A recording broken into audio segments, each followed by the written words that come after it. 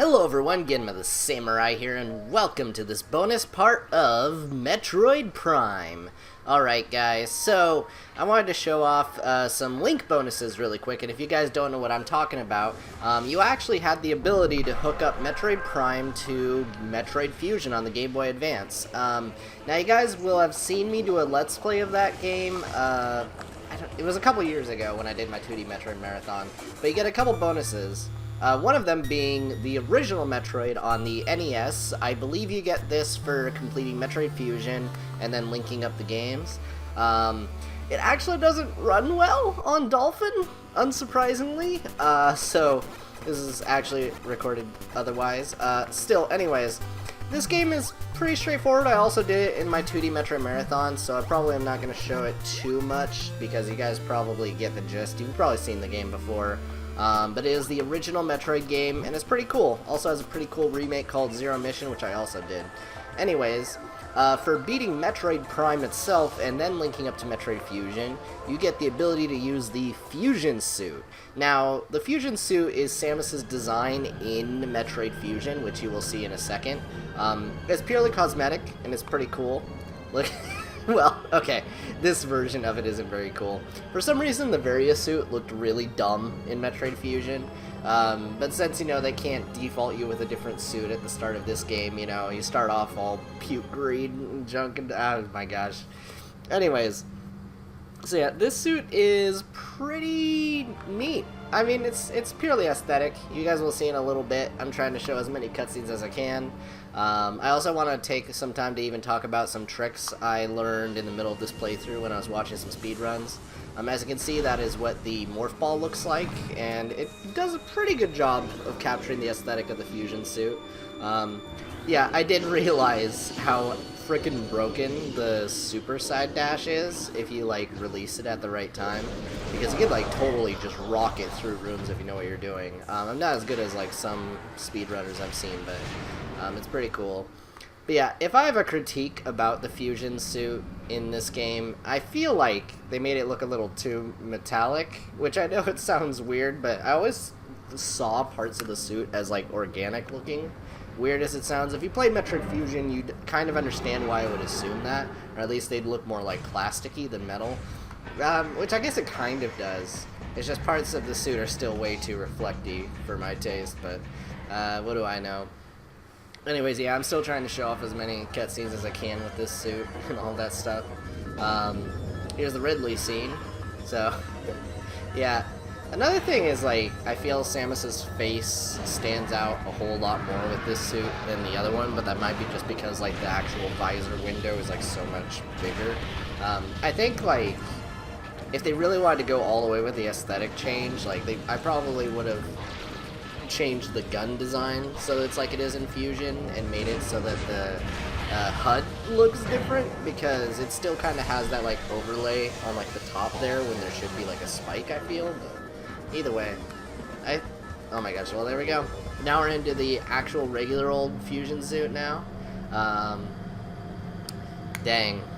Frickin' losing our abilities sucks, but now we're down on the Talanoa world. So around here, I wanted to show off a special trick for speedrunning that I managed to get. Basically, if you manage to lock on to a certain point and do a super dash, you'll be able to actually land on a platform that you are definitely not intended to. In fact, what I ended up doing when I was playing this for this video is I kind of tried to actually speedrun the game a bit. I got interrupted in the middle of it, but I did manage to get pretty far in, like, less than an hour. So what I tried to do right there is there's a little lock-on point right by the door, as you can see there.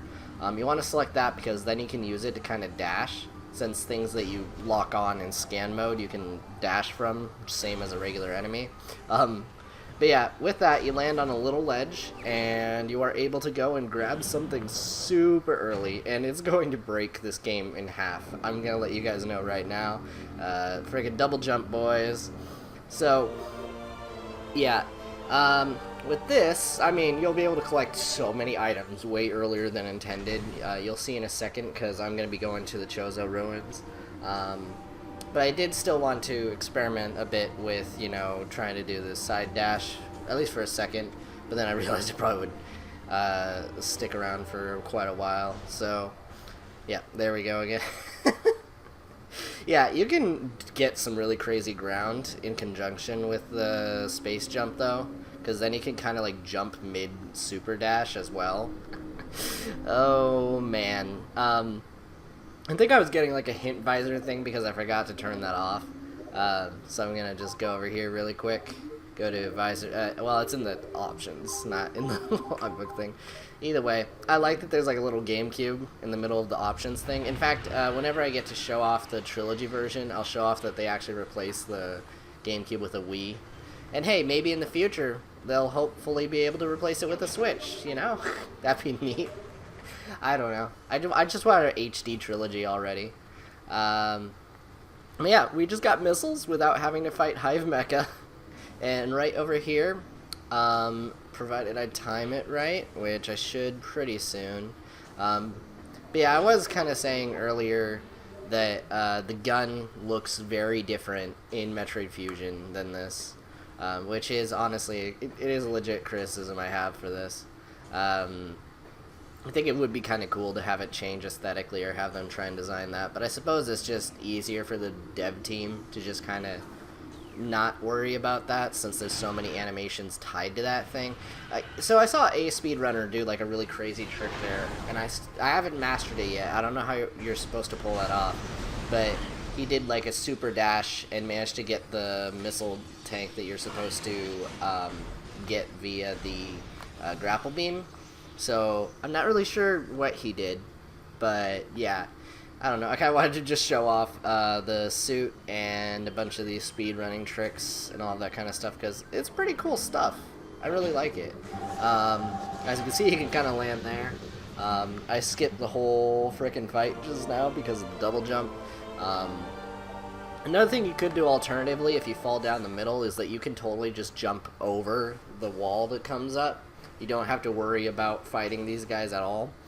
Downside, as you'll kind of notice very briefly in a moment, is that the boss music will stick around for quite a number of rooms. I think it only went away once I got close to the area where I got the charge beam, which is a pretty large chunk of the game, mind you, but still, yeah. So you'll be hearing this tune for quite a while. Anyways, here we are at frickin' Flagra.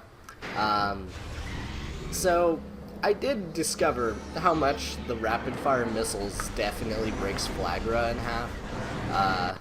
This boss is absolutely pathetic when you use the trick.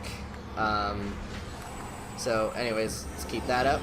And now we're gonna go over to the left. Oh, I think I realized that I could just kind of shoot this stuff, so I'm doing it. Okay, good. Sorry if you're hearing noises, people are driving by. So, yeah, I think I kept in a little too much of this fight. I'll be honest, but either way, you guys will get to see how quickly this missile system breaks down this boss. I did want to make this bonus part, though, just because I did it for the original Let's Play, and I figured I might as well do one to cover the fact that there's the NES game and the Fusion suit. But also talk about some speedrunning tricks, since I don't think I really covered that in my original bonus part. Gosh, the frickin' missiles, man. But yeah, I felt like it would be really good to kind of touch on that stuff and, explain, what you can do with all of that. At some point, and I've said this before, I do want to do a trilogy bonus part, just to kind of talk about that. Or alternatively, you guys can let me know if you'd be okay with this. I could probably just add one of my streams of me playing the Wii version to the playlist, and you guys could just see it that way. I think that probably would be a good way to do it, because I could run through most of these Prime games in a couple sittings for sure. I know Prime 1 I have done in one sitting on multiple occasions, since the game, I'm able to complete this game easily in under 7 hours. So, yeah. Well, move left. Yeah, though. No, this boss is pretty freaking easy. I mean, I've said it before, I'll say it again. There was one trick I purposely avoided trying out because I could never get it to work right, and it's kind of suicide, where if you kind of like jump right next to the bomb slot from the outside, you can actually lay a bomb right next to it, and it'll register as laying the bomb in a slot, so you can totally skip like every single phase, and the animation kind of glitches out too when you do it. Again, I'm not skilled enough at this game yet to really pull that off. I kind of almost want to learn to speedrun this, like actually speedrun this, but I'm not really sure. I do know that the record right now is like, for like 100% is like an hour and god dang 10 minutes or something like that. It is ridiculous. Either way, I think that's the last one. Yeah. It is weird how like every single time that guy falls down, it like bounces you up, but like you never take damage from it. I'm not really sure that's how like physics works, but I mean, then again, I don't think a lot of things make sense in Metroid. You gotta have a good suspension of disbelief for this game series. But yeah, that was me showing off how to completely destroy Flagra. Oh man. Well, either way, that is pretty much everything I wanted to show off in this video.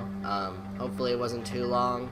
Maybe I can cut out parts of this now that I have the commentary here.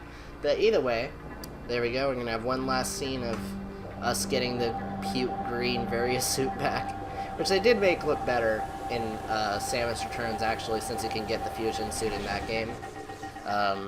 So good on you, Samus Returns. Hopefully at some point I can do a Let's Play of that. But either way, here we go. Actually, it's not even green, it's yellow. Okay. Well, with that, guys, seriously, I want to thank you so much for tuning into this part of, well, Metroid Prime with the fusion suit. I almost said Metroid Fusion. Seriously, you guys are all awesome, and I hope you guys enjoyed, and I will see you guys in what I play next. I think I am going to do Shining the Holy Ark, and eventually I will come back with Prime 2. You guys are getting Prime Hunters, though, for sure. Look forward to that, and I hope you guys enjoyed this playthrough. Let me know how you like this suit or whatever. Either way, see you guys later. Bye!